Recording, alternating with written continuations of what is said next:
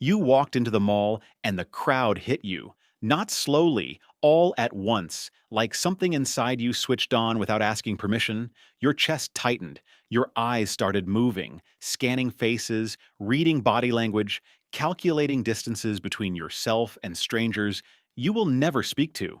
You told yourself it was just a busy day. You told yourself you were just tired.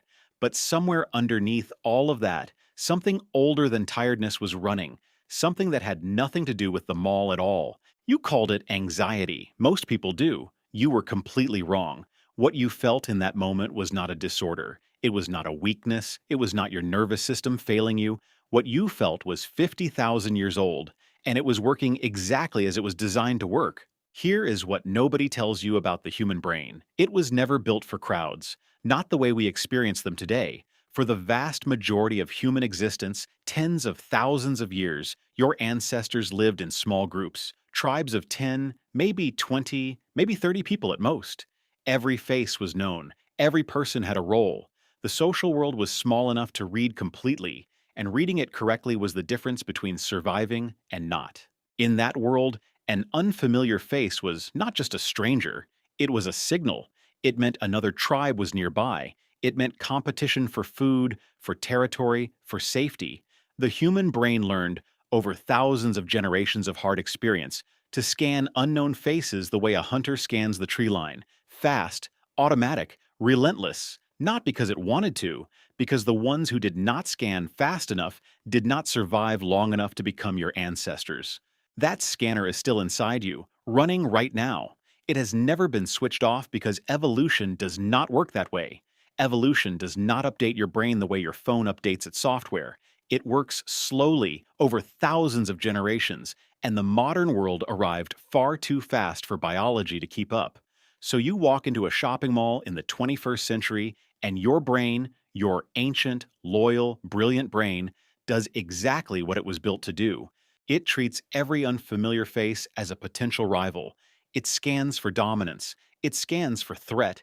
It scans for safety. And it does all of this in milliseconds before you have consciously processed a single thing. That tightening in your chest, that is not anxiety. That is your threat detection system doing its job in the wrong era. 2,000 years ago, a man who governed 60 million people wrote about this exact experience in a private journal he never intended anyone to read.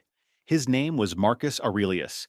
He was the emperor of Rome, the most powerful man in the ancient world, and he spent 19 years ruling an empire while quietly wrestling with his own ancient brain in the pages of what we now call the Meditations. He wrote, "The crowd disturbs the mind." He wrote it plainly, without academic language, without philosophy for its own sake, just a man in his private notes, recording something true about human experience. He had watched it in himself. He had watched it in everyone around him. The Roman Senate was not so different from your shopping mall, packed with unfamiliar faces, status competitions, social threats, the constant low-grade vigilance of a brain that could not quite believe it was safe. So here is the first thing Marcus Aurelius understood that most people never learn. Your amygdala fires before you think. Joseph LeDoux, a neuroscientist at New York University, published a book called The Emotional Brain in 1996.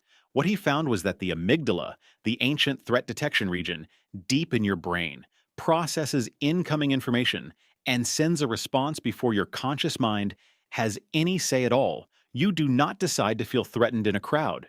Your amygdala decides for you in milliseconds, and the signal is already traveling through your body before thought can intervene. Marcus Aurelius called this the first impression, the raw hit of experience before reason has a chance to examine it. He identified it 1,800 years before LeDoux put it in a textbook. And he said something about it that changed the way I think about everything. The impression is not the truth. It is just the first thing. What you do next is yours to choose. The second thing Marcus understood goes even deeper. Your brain cannot tell the difference between a shopping crowd and a hunting pack. In 2015, Stephanie and John Cacioppo at the University of Chicago published research confirming that the brain scans its social environment for threats automatically and continuously, even when the person is completely safe.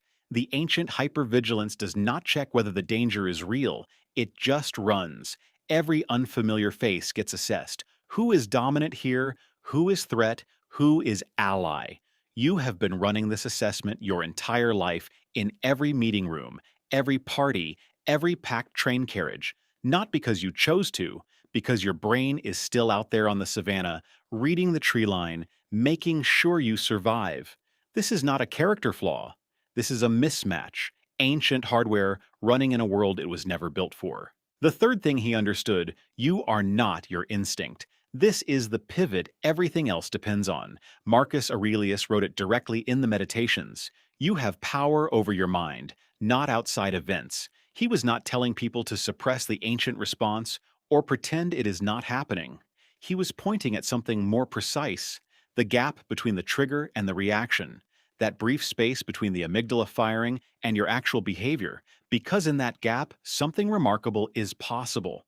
Aaron Beck, who built cognitive behavioral therapy at the University of Pennsylvania in the 1960s, wrote in his own clinical manual that the philosophical origins of cognitive therapy can be traced directly to the Stoic philosophers.